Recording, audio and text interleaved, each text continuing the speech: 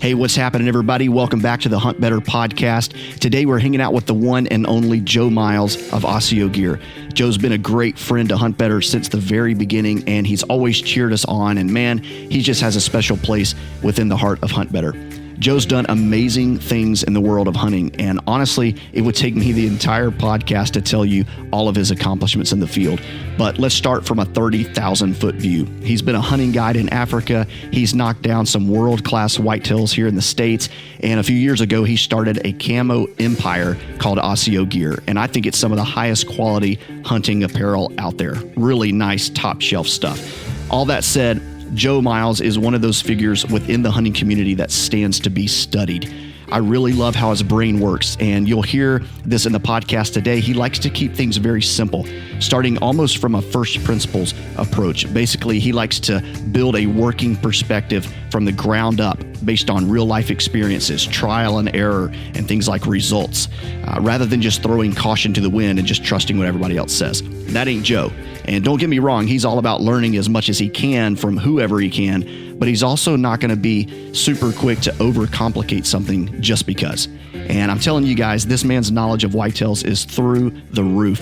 He just understands their behavior. He understands their means of survival. He knows what causes certain reactions in certain whitetails and why it doesn't affect other ones.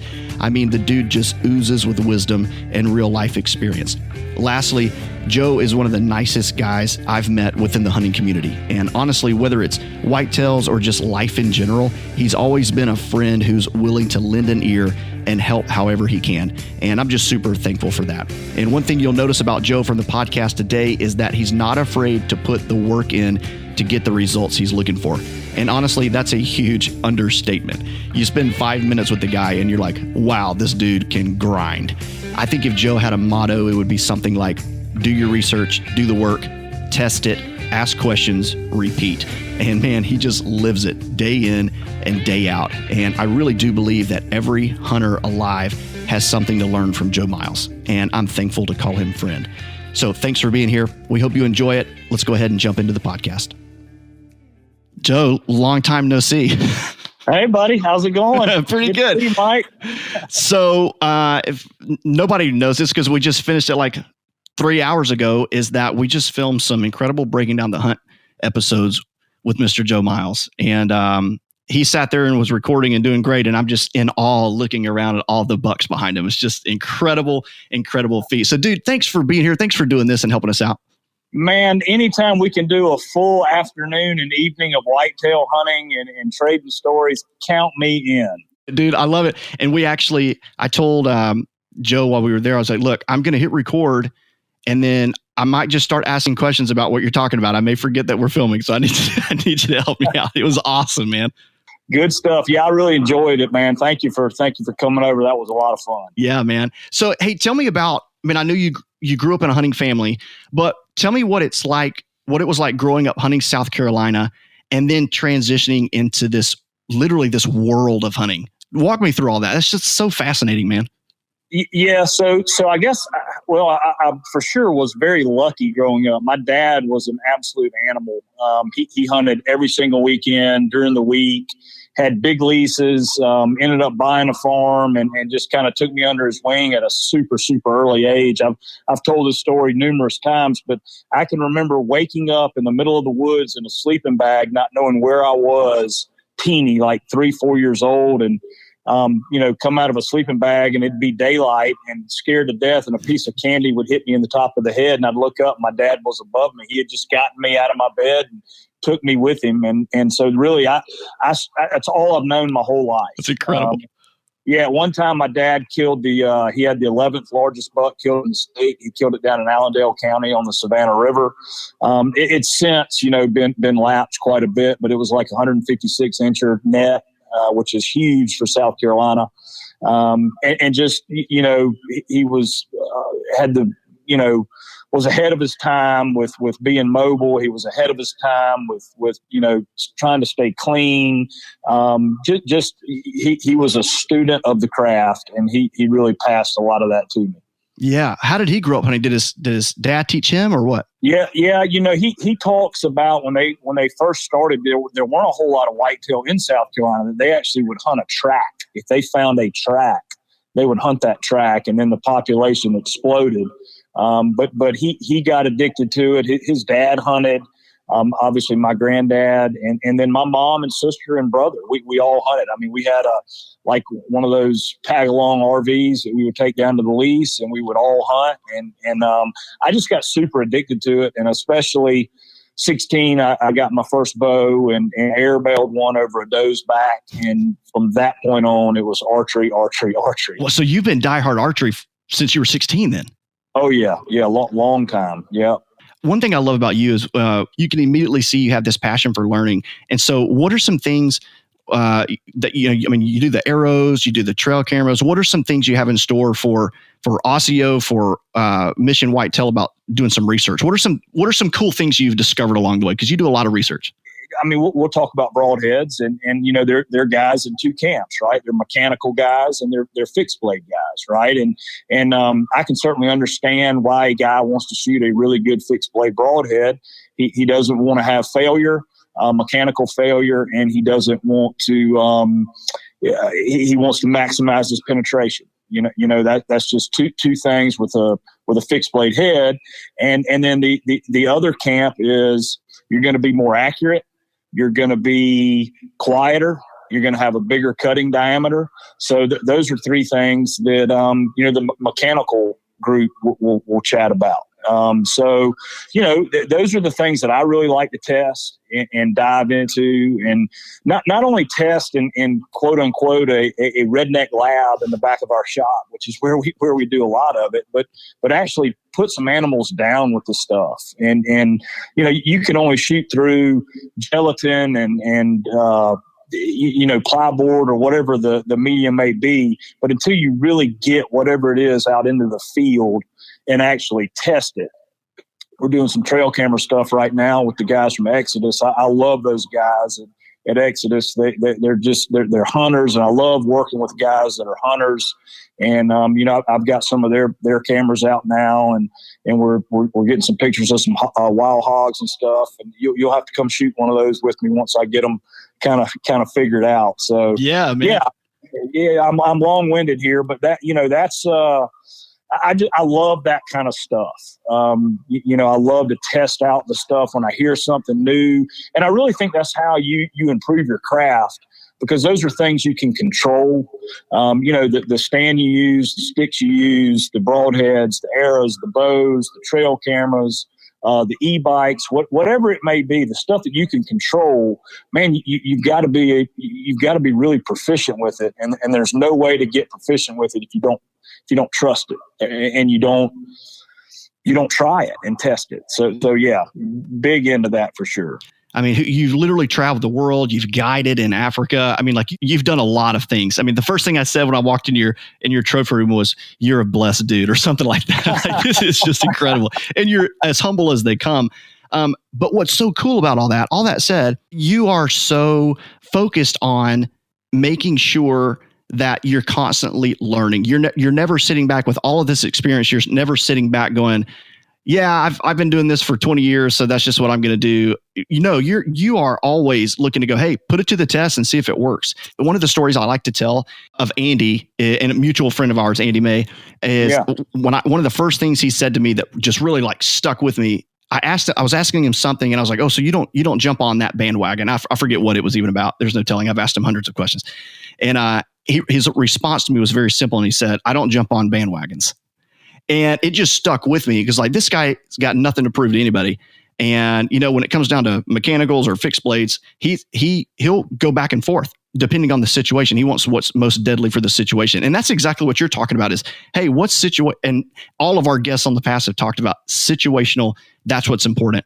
So that's just very cool. So tell us this, how did you transition into the guide stuff? So coming from like South Carolina, it's hard for me to imagine that I could start guiding people in Africa. So how did that happen? Well, I mean, being young and foolish, really. I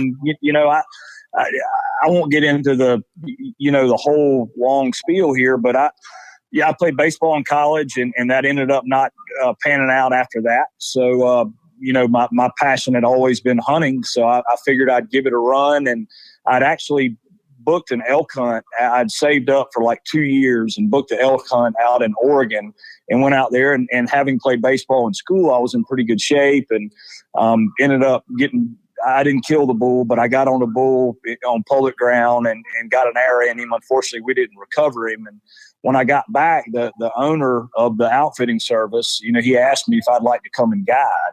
And I said, man, I don't know anything about calling elk. And he said, you've got some woodsmanship, and I could teach you how to call.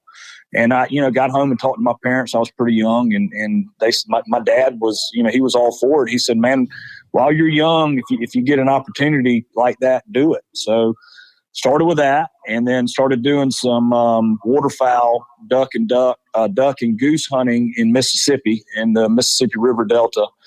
So I would do that. And since I was like 12 years old, Africa had always been a real dream of mine. And as funny as it is, the guy that had that elk hunting ranch had me out to a thing called Safari Club International. It's like Disney World for big game hunters. And I got every single African brochure that I could get from every single booth and introduced myself to everybody. And back then, it was email was really just coming on.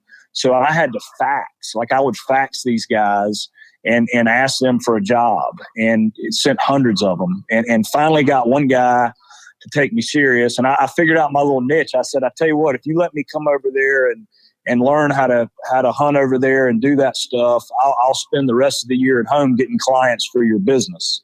So yeah, instead of just begging for a job, I brought some value to the table. And so it ended up working out, and I did end up getting my professional hunter's license after a lot of work, and got it over there for 7 years. Man, that's just incredible story. And I love what the guy said, if you can bring some woodsmanship skills, I can show you the way. How have you seen woodsmanship? Because that's just something we're so big on here at HuntBetter, with all the cool toys, all the cool gear. We love those things. And that's one thing we don't want anybody to misunderstand about HuntBetter, is that we love those things and we use a lot of that stuff. But what's most important is the woodsmanship. It will always come back to woodsmanship no matter what. And so how have you seen woodsmanship take you from, the swamps of South Carolina to, the plains of Africa? I guess that's what you would say, right? Yeah. Yeah. So it's really, and I think a lot of you guys that know this, the guys that hunt in super pressured states, whether it's Michigan, Pennsylvania, of course, South Carolina, guys that can figure out what it takes to kill whitetail deer with a bow in those heavily pressured states, they really can kill anything on the planet. I mean, it's no different than setting up a bait for a big tom leopard in Africa. I mean, wind, concealment, you get a knack for how to kill stuff. And it's amazing how there wasn't a huge learning curve over there. Obviously, tracks and horn judging and tree identification and bird identification, and then snakes and the danger aspect of it. That all that's completely different. But when it came down to actually killing animals, it once you have that real base of the woodsmanship, it translates over to really anything. And I say, guys that can kill mature bucks, 4.5, 5.5-year-old bucks with a bow in some pressured areas, they really can kill anything, in my opinion, on the planet. Man, that's a big statement coming from you, man. What do you think, like diving into the nitty gritty of the woodsmanship? What are some things, I don't know, maybe in the last 20 years that we've seen kind of fade away, or maybe not fade away, but maybe just kind of put on the back burner rather than in the spotlight where they need to be? What are some of those things? Man, there is so much of that now. I mean, if you're on Instagram, YouTube, I mean, you're seeing guys going out and finding beds, finding scrapes. I think some of it gets taken out of context, though. I actually did a post about this a couple weeks ago. People go off half-cocked. Not all the time, but some guys, and it's a learning curve. But if I go out and find a bed right now, this time of year, the chances of that deer, that buck, being bedded there in October and November is not very good. You can find stuff now for early season. Like we have an August 15th opener here in South Carolina on private ground.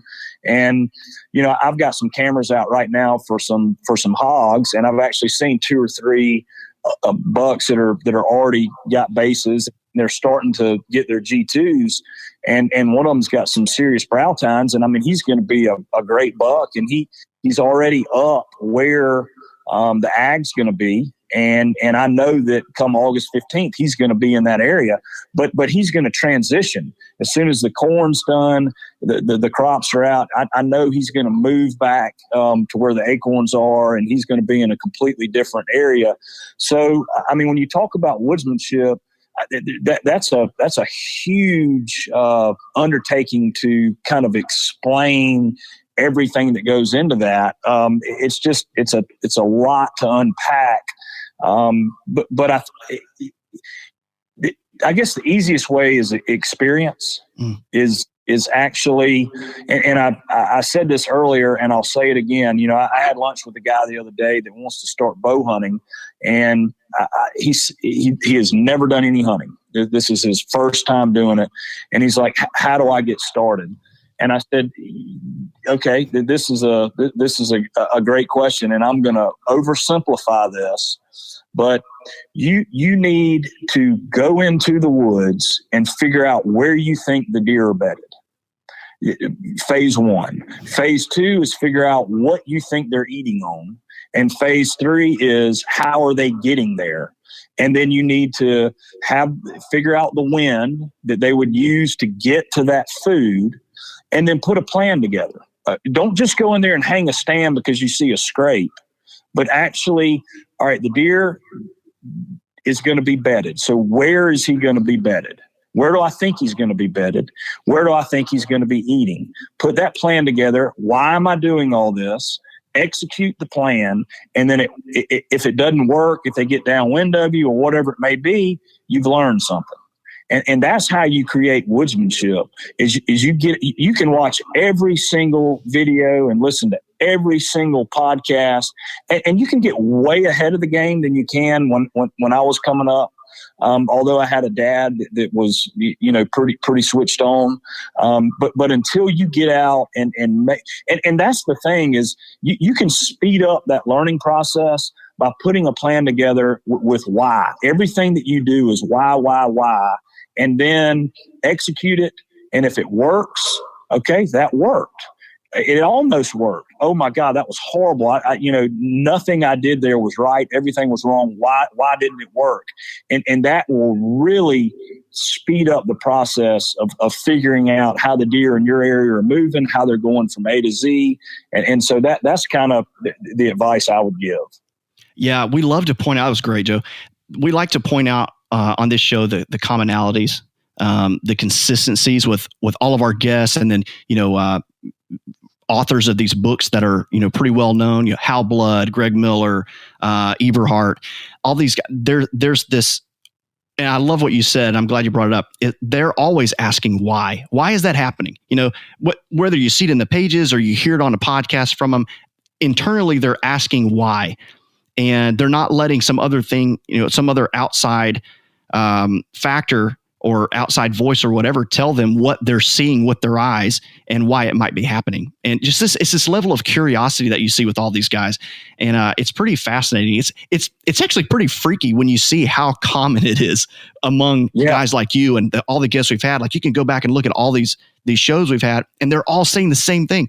And I think you said it well, is that once we keep it simple again, once we get back to being simple, like one thing I asked myself, and I was smiling as you were talking, because you were talking all around what I tell myself, because my mind can wander. We've all been there. My mind can start overthinking things, but the phrase I tell myself is, where's he bedded? Where's he headed? And where am I going to ambush him? And that when I start overthinking, I tell myself, where's he bedded? That it's first principles. He's going to be bedded somewhere, so get close to that. Where's he bedded, and then where's he headed? He's going to be headed to some sort of food, but does he have a pit stop at a scrape, near bedding? Does he have a pit stop, or is he following this rub line? Where's he headed, and then how do I ambush him?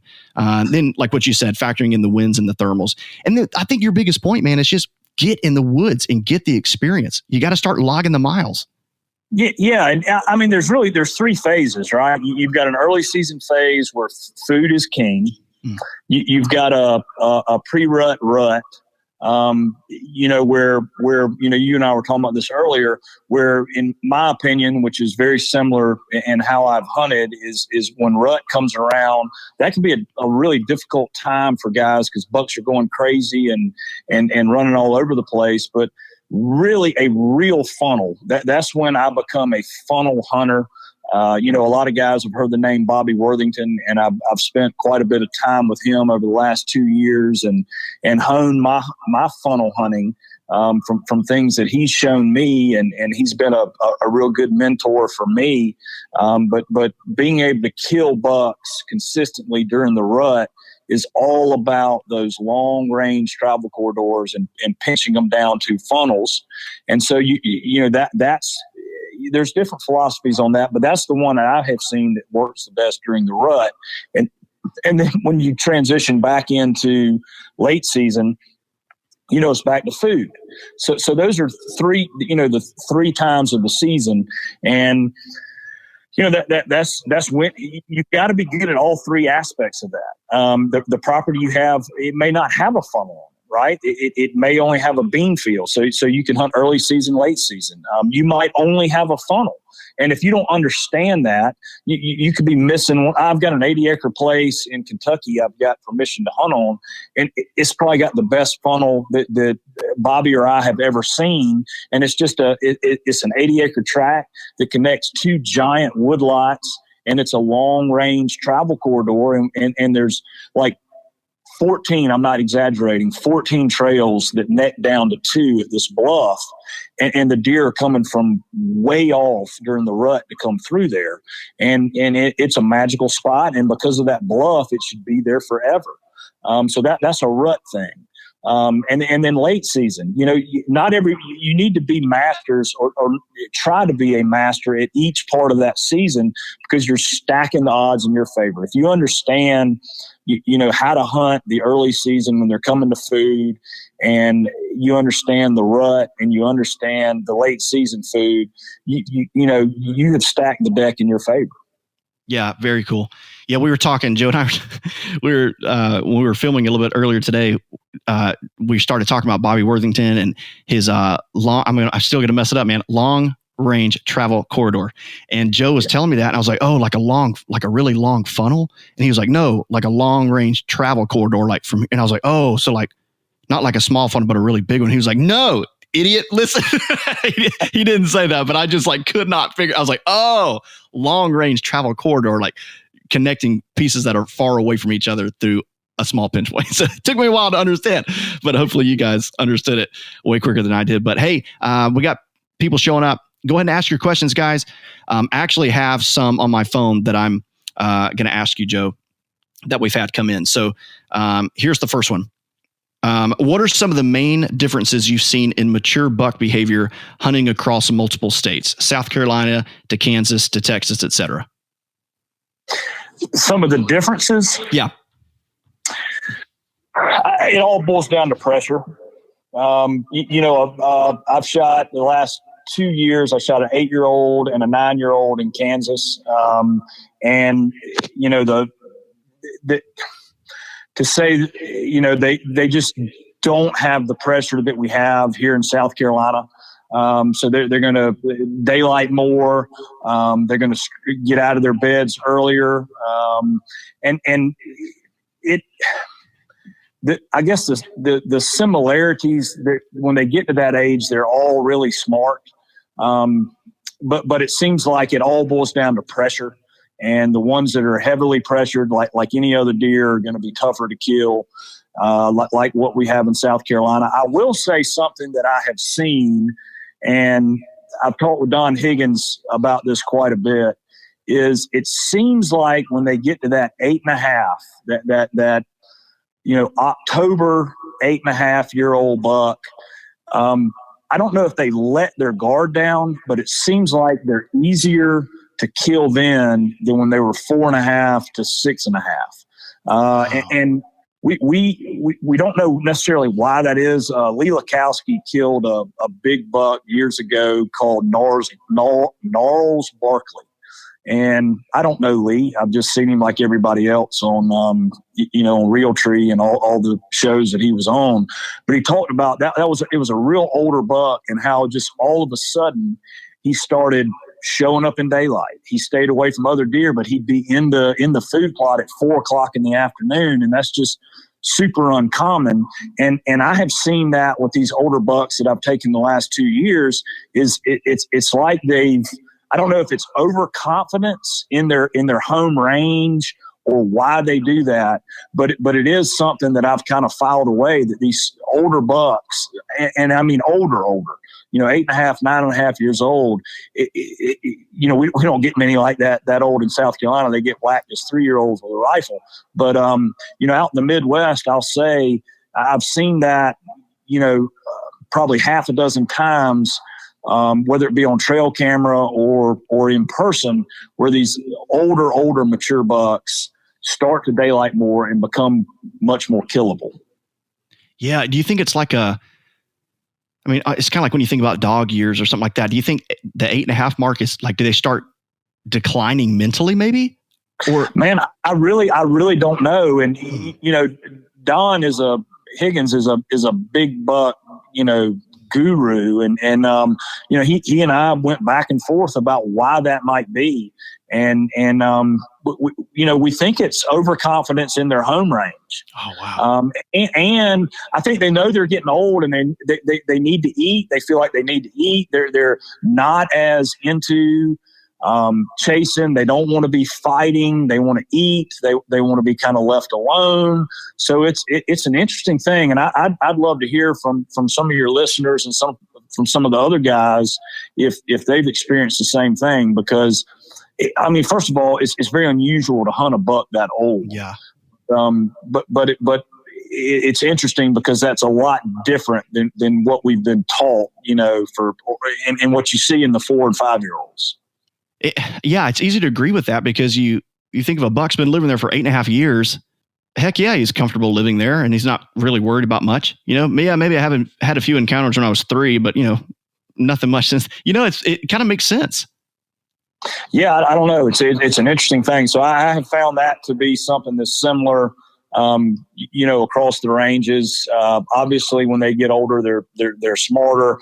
But to me, it all boils down to pressure. I could be on a big managed plantation here in South Carolina that gets no pressure. It's a quail hunting place, and the deer are super relaxed. And then I can be on a public land place in Illinois, and those big bucks are going to be hidden and not moving much at all in daylight. So it's to me it all revolves around pressure.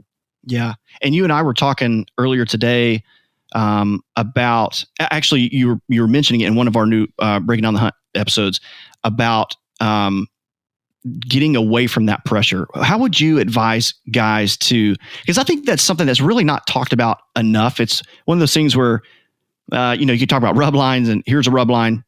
This is the direction it's going. My 6-year-old can do that now. She can tell you the way the track's going. She can tell you the rub line, and my son too, he puts his head up on the tree and shows me how it happened every time. But when it comes to pressure, it's such a kind of a nuanced thing. Like do you just get 300 yards off the road rather than 150 yards, or do you walk longer? But now everybody's walking long, so it's kind of this thing of how do you get away from pressure? What would be your advice? Traveling around the country, traveling around the world, what's the best way to get away from pressure? The oversimplified version is to go to where the other guys aren't going. But So here's an example. I'm in a hunt club down here with 12 guys that rifle hunt, and again, our season comes in August 15th.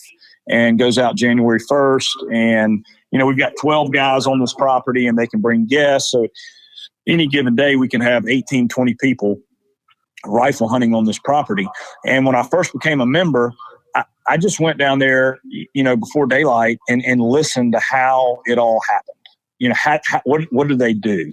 And the guys would come in, big chain on the gate. You'd hear the gate bang, chain on the gate, open the gate. They'd go to the home site. They crank up their four-wheelers. They go out 30 minutes before daylight. Yeah. They're talking, getting their stands, couple rifle shots, 9 o'clock. They climb down, and this is all weekend long. And then I would go on a Tuesday morning before daylight and listen and see what happened. Nothing, zero, nobody was there. So okay. So what I started doing was I would park outside the gate and either walk in or drive my e-bike in, and I would do it on a Tuesday or a Wednesday morning, and I would go and sit until 11 o'clock. And at 10 o'clock, 10:30, that's when the deer started moving. That's when I would start seeing deer in the morning.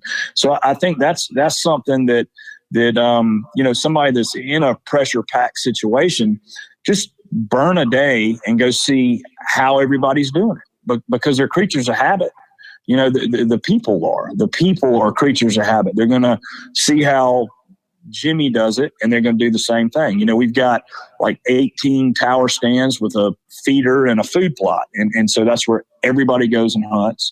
And I hunt as far away from those as I possibly can. And every year I shoot for South Carolina with my bow on this particular property, because there are some good deer on it. I kill a good buck there every year. And it's and this is a rut funnel place that I have that's automatic in the right time, in that October time frame. Our rut's a little earlier there. And then also velvet. I'll get on deer early because it's so hot. The bugs are so bad. There's not much pressure from the group then. Not many people go down there then. And if they do, it's in the middle of the day to do work on their stands or whatever it may be. But late in the afternoons, they're all gone, and have killed quite a few big deer in velvet doing that too. So that would be my advice to get away from the pressure is study the people and what they do and figure out how they're doing it. And then not necessarily do the opposite, but you can figure out these deer, they that's their home. If you walk through my living room every night and every day, I'm going to know exactly how you do that. And I'm going to stay away from you. Yeah. And it's the same thing they do. Yeah, I love that, because I think it kind of falls short where when you kind of hear it in the, the general media, the podcast and stuff. And I think everybody means well, but it's one of those topics that you just haven't heard anybody really dive into. Because I know that I've struggled with it. When I started, several years ago, when I wanted to take that next step into chasing mature bucks, and then you realize, oh, this is a totally different animal, like a completely different animal. I started hearing the pressure thing. And I was like, oh, so I just need to walk farther. And I grew up hunting public land with my dad. So, walking 3 miles was just a Saturday morning, like that. And I'm thankful for that, because that's just how I grew up. That was normal. But you have these, the hunting public coming out, we love them. But it's a lot of those things have created this surge of public land, and I've had to learn all over again how to adapt to that. But I'm quickly learning it's not, the answer is not always, okay, so just walk farther. No, because that might be what everybody's trying to do. And so maybe it is hunting closer to the truck now, because maybe that has switched. You don't hear anybody talking about that. You hear people talking about hunting closer to the road, but now the majority of people are walking further. Glenn Solomon, he was a guy, he passed away recently. He was on the Southern Outdoorsman podcast, what an incredible woodsman. And he said he hunts in Georgia. He was hunting in Georgia, and he would say he wants to go to the nastiest, thickest stuff around, whether it's close to the truck or far away from the truck. And he says, if I see old tacks in trees or old ribbons, he goes, I leave. He goes, I want to find something that people haven't been to for years. And it just kind of restated to me, like, man, I'm probably at the step before that, maybe several steps before Glenn Solomon, but incredible hunter. But just realizing, hey, don't settle for where all this stuff's happening. Don't settle for where everybody else is at. I love that you go and like study. You just sit there and listen to what's going on. That's incredible, man. 100%. Yeah, absolutely. In that particular setting, where it is, it can be 20 people hunting at one time on roughly 1,000 acres. And, some of these public land spots, they're thousands and thousands of acres, and you might only have 10 guys there, but you might have, I guess you could have 50. I don't know. I hadn't hunted public land in Pennsylvania or Michigan, so I don't know how that all works out. But yeah, I mean, the people, studying the people is very much key. Why are they doing what they're doing? And the majority of the guys are not going to be successful because the deer understand what they're doing, and you've got to set those deer up and set your traps for them. And it's an ambush game, and it's a trap game, and it's a game of stacking the deck in your favor as much as you possibly can. Hey guys, wanted to take a quick break and invite you to join the community over at HuntBetter. If you've ever wanted to learn from some of the best hunters in the country, but you're tired of searching for content all the time, head over to huntbetter.us and find all of our expert content in one place. We have original series like Breaking Down the Hunt, Master the Map, and hours of additional content and interviews. So be sure to check out huntbetter.us, check out our memberships, use code podcast30, all caps, and start learning from the best. Hope to see you there. Let's get back to the show. Okay, we got some questions coming in. I'm going to jump to these real quick. Rich says, hey guys, Joe, I hunt the mountains of Pennsylvania. Speaking of Pennsylvania, what would a long range travel corridor look like? Hey, Rich, you're where I was, man, but you understood it a whole lot quicker than I did. So what would a long range travel corridor look like in the mountains of Pennsylvania? Yeah, so I don't have a ton of experience in the hunting in the mountains, but I can tell you generally what a long range travel corridor would be, and it would be some ridges that come from different sides. I don't know how mountainous of a terrain you're talking about, but some ridges that intersect in an area, because those old bucks, man, they want to take the route of least resistance. That they get what do you call it? Not bursitis, but arthritis in their hips when they get older, and they want to be able to walk, where it's on those ridges and on those fingers. And so if you've got two big ridges that are far apart that connect big expanses of woods, and I'm guessing this is big wood country, so the topography of where those ridges come together, that would be a good long range travel corridor. And then you'll find places in there that naturally funnel the deer. It may be an oxbow lake, it may be a big bluff, and you can pile logs up if you can hinge cut in certain areas and drop some trees to even tighten that funnel up even more.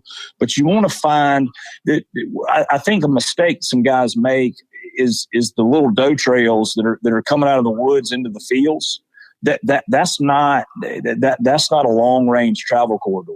You're going to find, especially January, February, you're going to find 3 or 4 trails, 5 or 6 trails, and follow them both ways, and they're all going to intersect somewhere. They're all, you're on this one ridge and there's one big major trail, and then it kind of flows down to where the ridge slopes halfway down the slope, and it links up with another trail, and you follow those, and then there'll be another one that comes in from the bottom, and then there'll be a big bluff, and all 4 of them or 5 of them will all come together to wrap around that bluff, and that's your long range travel corridor.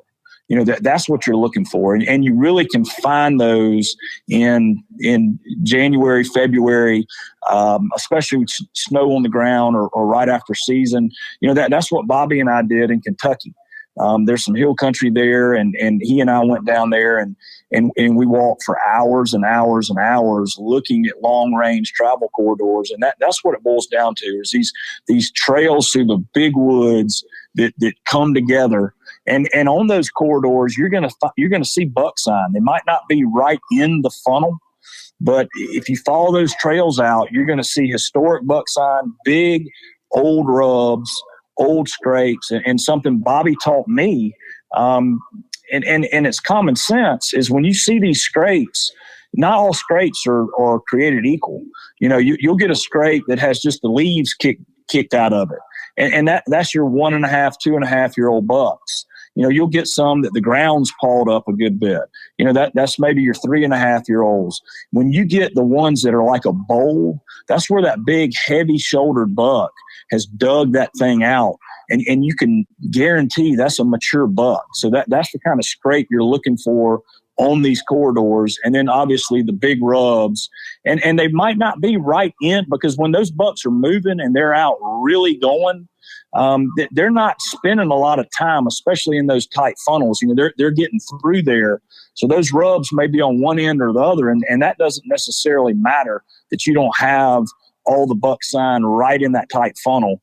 But you definitely want to see it. You definitely want to see those big, deep scrapes, and you definitely want to see that historic buck sign. And so that's what I would recommend. I think the guy's name was Rich. Yeah. Is to get in your area January, February, and walk those trails, and that's how you'll find your long range travel corridors. Yeah. When we were actually talking about this earlier today, Rich, I think I agree completely with Joe that when I think about the mountains, the hill country, those two ridge systems, that there's a connector there. You read that in a lot of literature of guys who really know what they're talking about, exactly what Joe said. So that's good stuff, man. Ask a follow-up question if you need to, Rich. We'll get you what you need. All right, Nick. Hey, man. Nick says, with the pressure in South Carolina, do you still seek out secluded funnels during the rut, or still set up tight to bedding? Yeah, absolutely. Funnels. We've got big cutovers, and you'll find where these giant cutovers that are unhuntable, there's no trees in there to be able to hunt them. Super big bedding areas, and bucks will get those out in there and keep them out in those cutovers. But when they come out of them, there'll be like creek drainages where they can't cut the timber because of erosion issues. And man, those things are like highways. So I hate I'm saying this, because somebody in that hunt club is going to hear me saying this, but that's okay. So yes, I absolutely will find those funnels and drop a few trees to tighten them up. And during the rut, that is it's dynamite. I mean, literally. Can kill a buck in a couple of these spots every year. If October, November, cold mornings, thermals rising, it's, I won't say it's a slam dunk, but man, your chances are high. Yeah. And two, I mean, we had Bo on last week, and we were talking about the big woods. Steve Shirk and I have talked about this. How do I say it? Because the South Carolina rut is different than your average rut, you guys. Okay. That's a whole nother show. Joe's smiling in agreement. But what I've learned here hunting South Carolina my whole life is that funnels, you can't always think about a funnel as being only with rut. And you can't think about a funnel just being a funnel. I think when you add a funnel as a compounding feature to something else, hey, and I've talked about this on a show maybe a few weeks ago, is that, hey, what if the wind puts him on another side of the funnel, and where he's headed is a water source or food? And now, because the wind's put him up bedded where he can have the best advantage, now he's got to cross through a funnel. I've killed deer doing that in September, in 98-degree weather. And so funnels don't, especially in the big woods, don't always have to be related to the rut. If you can get a funnel in reference to bedding that's in close proximity to where he might be headed, if you can catch him in conditions where he's on the other side of that funnel and has to go through there, then you can hunt funnels all year long, I think. Oh yeah. I mean, early season, a lot of times I'll hunt Kentucky, the beginning, and fence crossings coming out of woods into bean fields. We'll even create those where, it may be a 4-strand wire, and we might go up 6 strands or 5 strands in certain areas, and then cut them down to 2 strands.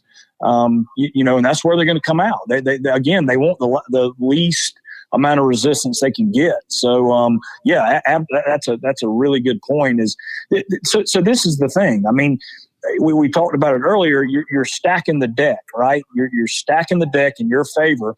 And if you can force those deer, either by a natural, obstacle like a oxbow or like a bunch of down trees or like a big bluff or like a ditch crossing, if you can find those that tightens the deer up, that forces them a certain way, and that stacks the odds. It might take, you might have 5 trails coming out into a bean field, but if you've got a fence crossing that is, in the east corner of the field, more deer are going to come out there because it's easier, and that stacks the deck in your favor.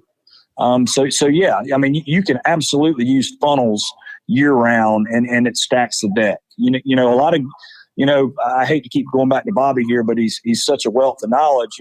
He really won't hunt, and this is where he and I kind of differ. He will not mess with any early season, with any October hunting. He waits until the very end of October, like the 25th, if it's unseasonably cold, through Thanksgiving. And he'll hunt every day, daylight from dark, during that period. But man, I have to maximize my chances, and I can't just be a rut hunter. So I like to hunt the early season. I like to hunt those food sources because I've killed a pile of big deer early season. I like to hunt late season when they're back on food. Obviously, I like hunting the rut, and we have some of the same tactics then. But man, I killed a really big 180-inch buck this year, October 15th. And Bobby, you would never in 50 years find him in the woods that time of year. So everybody's got different things that work for them, and guys are real successful different times of the year. But I think that the goal is to become as well-rounded with your craft for all parts of the hunting season. Yeah, I couldn't agree more, man. What are a few of the best things you've learned with your time with Bobby Worthington? Yeah. So obviously really tightening up the funnels. I'll just go back to this spot in Kentucky. I took him in there, showed him where I was going to hunt. And he said, Joe, in all my years of doing this is probably the best funnel that I've ever seen. He said, and this is what we're going to do. There's 14 trails that come in here, and they pinch down to 3.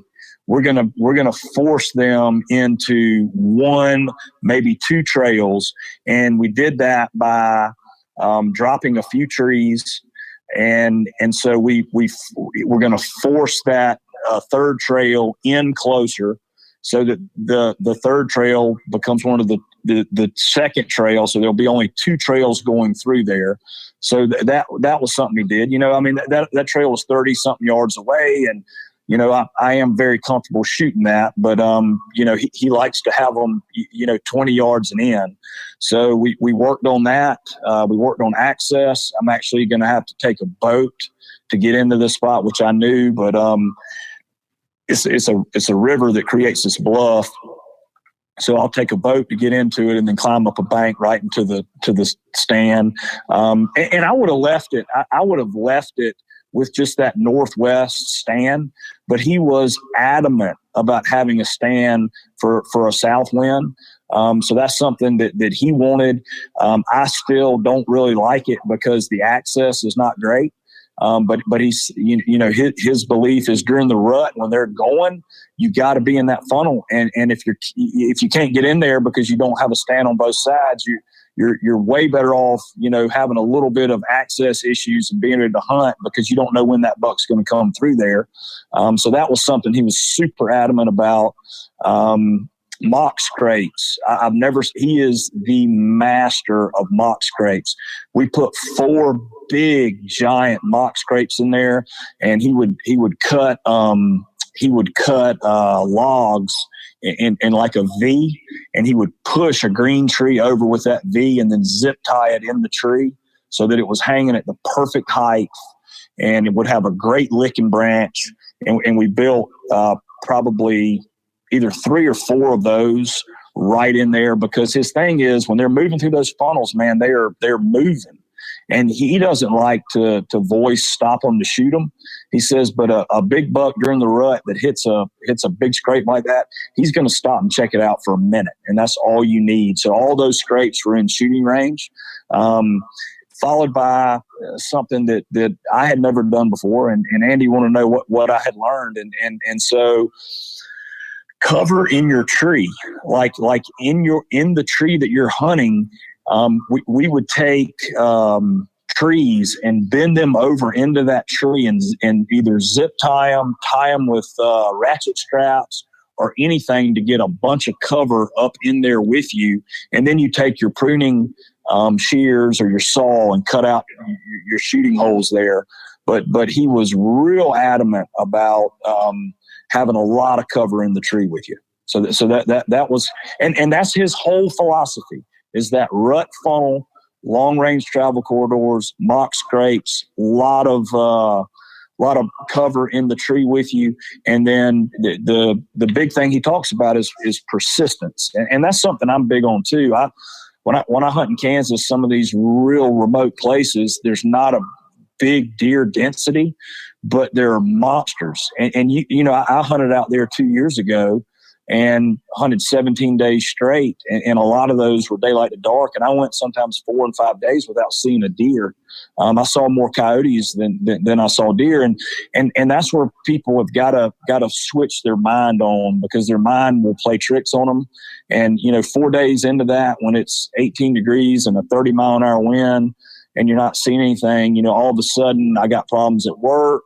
You know, the wife's not real happy. God, I'm missing the kids. I'm a horrible father. I need to be home hanging with the kids. So that's a big thing that Bobby and I guess I both preach is that mental fortitude and that persistence of sticking with it.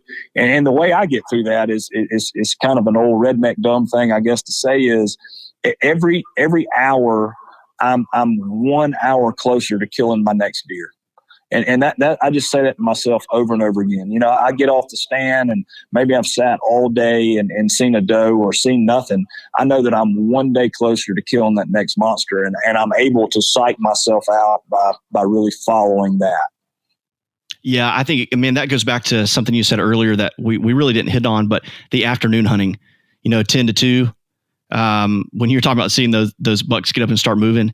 And when I started accepting, is that the right word? When I started really wanting to try that out, like, okay, you know, I'm going to try to break this mold. I'm going to try to sit from 10 to 2. Man, I started seeing deer, and it's one of those things. It really sucks when you don't see what you want to see maybe the first 2 or 3 times doing it, because you're like, this is the dumbest thing ever. You know, you're like, why am I sitting here? And it's like, you know, 12:45. What am I doing? It's 1:30. But when it finally comes together, it just all makes sense. Like, oh my gosh, it works. And so pushing through that same mental fortitude of going, hey, it's not going to happen every time, you know, but if it happens 1 out of 5 times, 1 out of 10 times, like now start putting some data together. Okay. So I'm gonna jump back to Bobby real quick. So you're saying, and maybe I've misunderstood, does he put multiple mock scrapes in one funnel? Oh yeah. Absolutely. Oh, wow. Okay. Yeah. I thought that's what you said. Yeah, multiples, because those trails, you know, like I said, it was 3 trails that we pushed into 2, and then those 2 kind of came into 1, or they're really right beside each other. And he had on those 3 all 3 of those trails got a mock scrape. All 3 of them got one. Yep, and they're all within 30 yards. One of them was within 10 yards of my stand, really close. And we definitely see eye to eye on a bunch of stuff, but there's some things like everybody else. You know, you take this craft and you polish it over years and years and years, and you make it your own. And that's what he's done. You know, he's taken his craft, what he's been successful and wildly successful with, polished it, and he's handing it off to guys. My GBRS buddies call it knowledge transfer. And then you take what he gave you and you polish it and you make it your own, and then you're able to pass it to somebody else. And not everything he does is going to work for me, and not everything I do is going to work for somebody else. But, you know, you can learn from everybody. And anytime somebody's got a big deer, if I don't even know who they are, you know, I see it on Instagram scrolling, man, I'm not scared to message that guy. I want to hear the story. Tell me about that. I mean, you shot this 190 in Georgia or you know, whatever it may be. Man, what's the deal? What's the story? You know, how did this happen? Because you might just pick up one little nugget. That's right. And you file that away. That's right. And we've talked about this before too, it's so important to, listen to everybody, to learn, to keep an open mind, no matter how many critters you've killed. I mean, you're a perfect example of that. And so many of our other guests have an open mind and learn, and then take what works with you. Like, I think all of us have this natural bend. We've talked about that here on the show before. Like, we all have a natural bend. Obviously, Bobby's is towards that rut. John Eberhart is towards that rut. He's killed deer in other times, but man, that's his specialty. But when we all try to make everybody else's specialty our specialty, now we're trying to make 12, 13, 14 different specialties work. And that's what drives you crazy. And like, these guys are successful because they've honed in on one thing. Doesn't mean it's right or wrong, but you can't argue with their scoreboard either. No, that's right. Yeah. And you can, but my philosophy is you need to be a B student in all of it. Yeah. You need to be a B in early season. You need to be a B in rut. You need to be, because you never know what hand you're going to get dealt every season. You put all your eggs into getting drawn in Kansas, and boom, you don't get drawn. Now what? Yeah.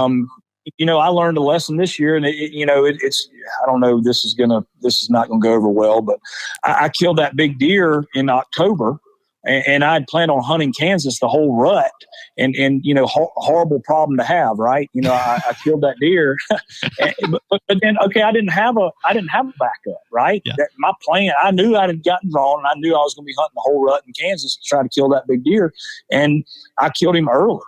And so now what? And so then I go to Ohio, I go to Kentucky. I'm bouncing around, but that was a lesson I learned is you've got to be prepared for plan B, C, D. If you're successful, plan B, C, and D don't really matter. But you've got, if you're not successful with plan A, buddy, you better have B, C, and D ready, because you can't be over prepared. You can't have too many places to hunt. You can't have too many early season spots. You can't have too many rut funnels. You can't have too many late season spots. But because as soon as you skimp on something, that's the one that's going to get you. That's exactly right. Yep. I was just thinking that same thing. Love it, man. Okay. So we got some more questions coming in. Nick says, do you apply sense in scrapes or just the visual? Okay. Kind of talking back to like the mock scrape thing. No, that's good. So, in South Carolina, we can only use synthetic. We're not allowed to use actual deer urine here. I think when you make the scrape, I don't think it matters. In states where you can use the orbital glands and that sort of stuff, it can potentially speed up that scrape. But if you're putting your mock scrapes in during, this time of year, those bucks are going to get in there and freshen them up, and they're going to put their own scent in there. So do I think it hurts you to put scent in there? No, I do not think it hurts you. I think it can speed things up, but I don't think if you don't put scent in there, that's not going to hurt you. It's not going to prevent bucks from going and using it. They're going to see that limb where they like it, and they're going to see that pawed out place. They're going to check it. They're going to hit that licking branch, and then voila, you've got the real thing on it. But, Don, he soaks all of his roach scrapes in that, Smokey's deer lure. He's a big believer in that. I've got 5 or 6 roach scrapes that I've put absolutely nothing on, and they're all getting hammered. So either one, man. Nick, was it Rich or Nick? I'm sorry, Nick, I can't remember. Nick, yeah, you're not going to hurt yourself either way. You probably want to speed the process up, and it's legal to put out the real stuff. Not touting a brand here. I'm sure there's plenty of them. That Smokies, I've heard real good things about that. So you can give old Smokey a call, and he can get you set up. There's so many differing, not opinions, but just like observances of don't put anything. Jeff Sturgis will say don't put anything. You can't argue with him. Joe, you're saying you don't put anything on the ropes. Don put something. I don't know if Bobby does, but we had Troy Pottinger on. He used buck fever synthetics, and so I think it's just again putting in the time and seeing what works in your area with your deer in that location you're trying it in that year. That day. It's really just putting in the time with it for sure. Yeah, I mean, I think it can definitely speed things up. Mm-hmm. It can speed things up, and I don't think it can hurt you either way. Yeah. Okay. Ryan says, speaking of Kansas, Ryan says, I drew a Kansas tag this year. I was thinking about trying around the opener. Have you hunted Kansas early? If so, do you have any tips or tricks? So early season is pretty universal, man. Ryan, you want to get out there before the season and do some long range glassing. Mike, we were talking about this earlier on that hunt breakdown.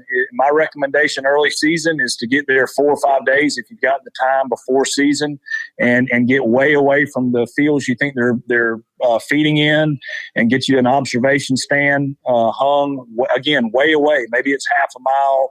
Don't get in tight on those bean fields or that alfalfa. Stay as far away from it as you possibly can and still see it. Get a spotting scope, get up in the observation stand and glass them. And you're going to find those bachelor herds coming out. And a lot of guys are successful. I think they have that early muzzleloader hunt out there that you can bow hunt during then. And there've been a lot of big deer killed that time of year. But you've got to be careful not to bump them. If you bump them, it changes the game and they become really hard. So you got to be patient. You got to do long range scouting. And then when you've got the wind right, that's something you can study. Obviously, with all these apps and historical wind data, you can look back 3 or 4 days. And if you see a buck and the next evening you don't see him and you look at the wind and it's completely different, he probably didn't come out because of that wind. And he probably came out after dark. And so you need to file that away. Okay, he's coming out in the field on that southwest wind. And then you devise your trap, put your plan together. And, man, I'll do a lot of hanging and hunting that time of year is move right in, hang the stand. I do not like going in and prepping something where I've seen a deer, because they're going to come out and probably smell where you've been. And that can screw you up too. So, when you do go in for the kill, take stuff in on your back, know it's hot, but get it hung, get everything like you want it, and sit right there that afternoon. And another thing you've got to consider is how are you getting out of there? Because that field is probably going to fill up with deer, and you've got to climb down. If you don't kill, you got to climb down and get out of there. And the worst thing that can happen to you is that buck's out in that field after dark and you climb down and he sees you climb down out of there. So you got to file that away, and maybe you've got a farmer or a buddy that can come and bump for you. I've even seen guys blow coyote calls and clear the field with those. And then, maybe it's possible that you can have your spot set up where you can sneak out without them seeing you getting out of there. But early season, first time in is normally when it happens.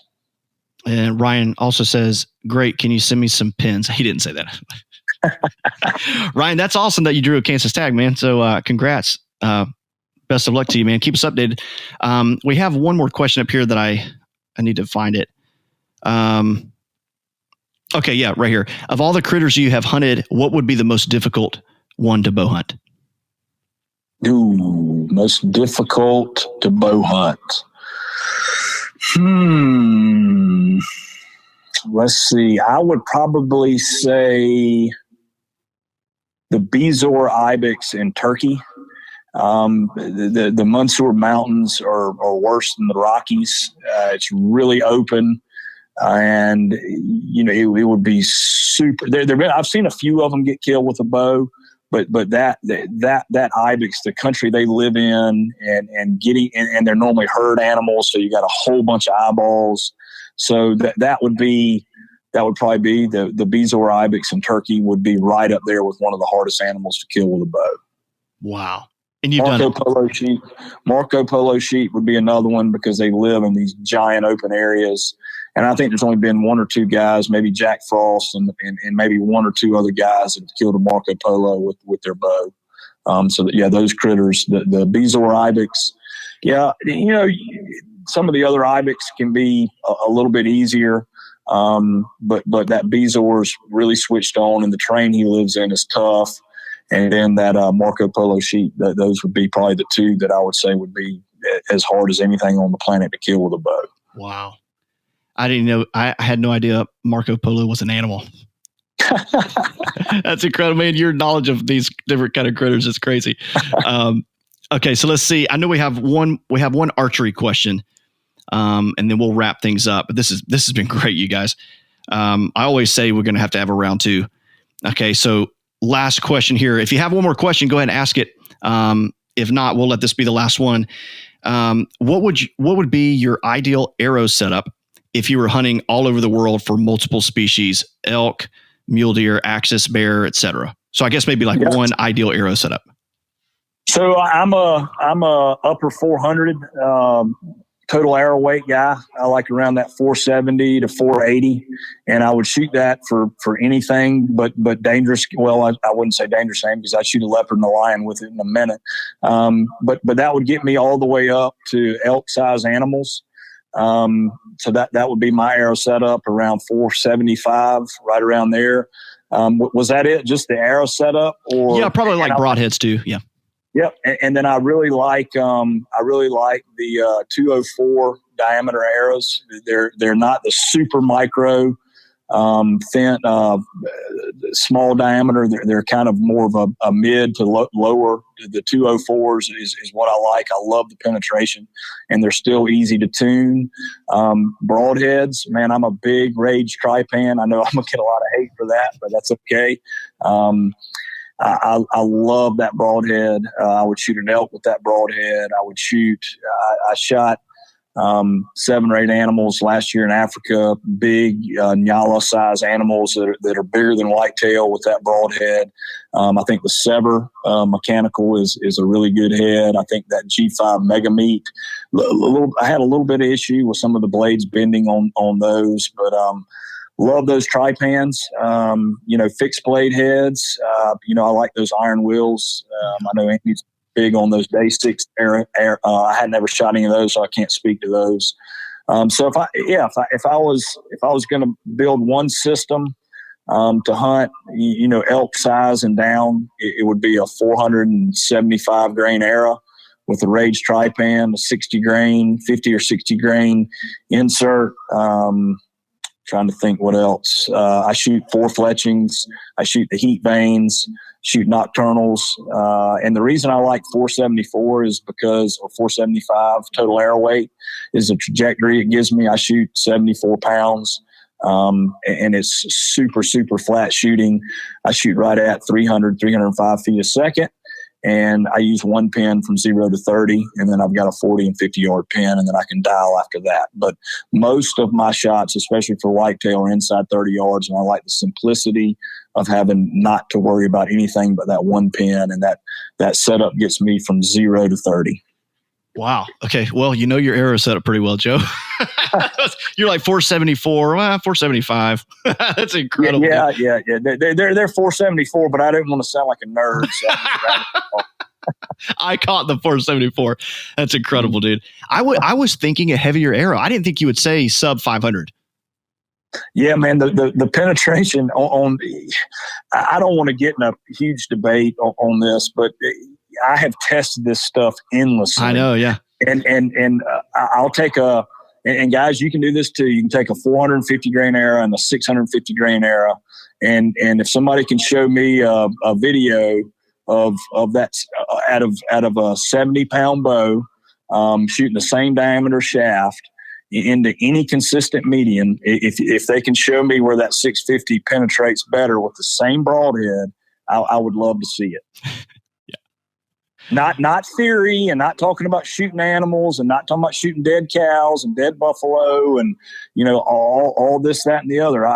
The problem I have with those big heavy arrows is if you look at the math, they're supposed to penetrate about 3% more, and the problem is that, especially hunting in the woods, is the trajectory is awful. Yeah. A lot of times especially if we're hunting tight bedding areas where it's really wooded and you've got little holes to shoot through. If you've got to lob one of those arrows out 30, 35 yards, man, there's limbs and stuff that you don't even think about that you're going to bang. And that fast shooting arrow that's flat gives me an advantage. I'll leave it at that, but because I know that's a major rabbit hole, and I will be getting a lot of hate mail, but that's all right. That's okay. Joe's going to be changing his email after this. Okay, here's a funny. So we got one more question, but I want to ask. Actually, we have 2 more because I want to ask this. What's the longest you've shot one of the like wild beasts of animals, like you said, leopard, jaguar. I mean, you're talking about all these things. What's the longest you shot something other than a whitetail? The furthest shot I've ever with a bow. shot. Yeah. I shot a mule deer at 85 yards. Oh my gosh. That's incredible. He's right there. That's him, right? Oh, well, he's the one sitting on the pedestal right there. Okay. Yep. Over my right shoulder. 85 yards. That was a bedded mule deer that, again, 95% of my shots are 30 yards and in. That was a 350-pound mule deer that was in a bed, and it was completely calm. And he stood up out of his bed. He was slightly quartering away. I had ranged him 1,000,000 times, and I felt real comfortable, with that shot. Again, we're bow hunters, right? We want everything. I would have much rather shot him at 5 steps. Yeah. I would have gotten way more of a thrill out of that than launching one at distance. But it was so still, we couldn't stalk any closer. We were pinned down right where we were, and it was a 200-inch mule deer, and I had the opportunity at him, so we sent it. Heck yeah, man, we just sent it. Incredible. All right, so last question here before we take a quick break and come back and wrap things up. Probably one of the more serious questions that we've ever gotten, especially around with what we do with HuntBetter. Razzle Dazzle asks, Joe versus Rendell Eric in a WWE wrestling match, who would win? Ooh, that's that is. I think if we're in like a big open field, I pick and move and wear him down. But when I first met Rendell, we were in an elevator. I mean, literally, I met the guy, shook his hands. We were at a trade show. He was coming to help us at a trade show. And we get in this old dilapidated elevator in this like old historic hotel.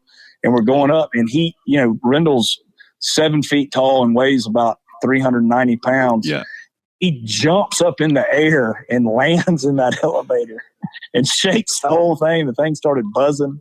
So that's how I met Rendell. So I would not fight him in an elevator, but I would take my chances out in like a big ag area where I could stick and move for a while until he got tired. Yeah, it's incredible. As long as we're long lining and getting them on their secondary. As long as we're long lining and getting on their secondary or tertiary food source, we're going to kill big deer. Oh, I should have dropped that. All right, cool. You guys, let's take a quick break and we'll come back and wrap things up with Joe Miles. Hey, wanted to take a quick second and encourage you guys to check out ASIO Gear. Joe has built an incredible company for the hunting community, and I've honestly never heard anything but raving reviews from anybody that's worn ASIO apparel. Their signature Raptor camo pattern is next level, and the quality is through the roof. Definitely go check out their early season stuff and keep their midweight and heavyweight stuff in mind for later this fall. They definitely have everything you need to be comfortable, dry, and hidden.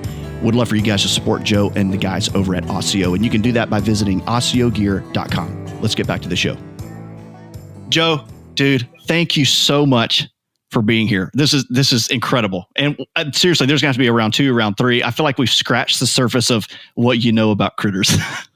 Man, I'd love to do it. That was a lot of fun, and man, I'm so impressed with what you guys are doing and how you're bringing real value to guys. And I wish I'd had something like this, a resource that I could have tuned into when I was first getting started. And heck, I'm tuning in now. Listening to these guys that have done it and hunted in different environments and are masters in different environments than what I grew up and what I hunt in. Hill country is something that I haven't had a lot of experience with, and a lot of the guys you got are hill country experts. And so thank you so much for putting all this together, Mike. $7 a month, man, you're underpricing this thing, but buddy, we really appreciate it. You're getting a heck of a lot more than $7 a month out of the stuff that you've got coming. So thank you so much for doing this. Well, thanks so much, man. That means a lot. So how can we support you? I mean, you got some incredible things going. You got ASIO Gear. And let me tell you guys, the first time I held ASIO Gear, it might have been before a lot of other people held it, because Joe and I don't live super far apart.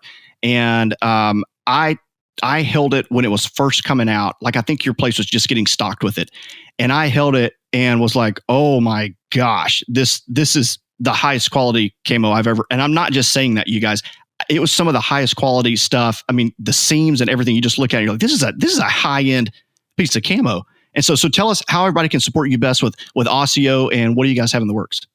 Yeah, well, we appreciate it, man.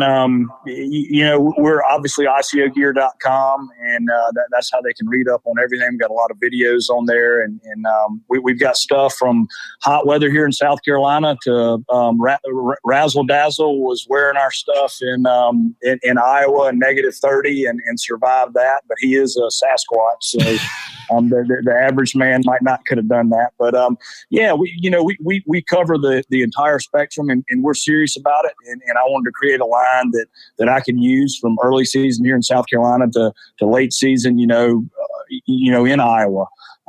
And so that's what we created, and I guess our niche is that we're completely for the whitetail tree stand bow hunter. We designed all of our fabrics, all of our pockets, everything to be as efficient with that as you possibly can.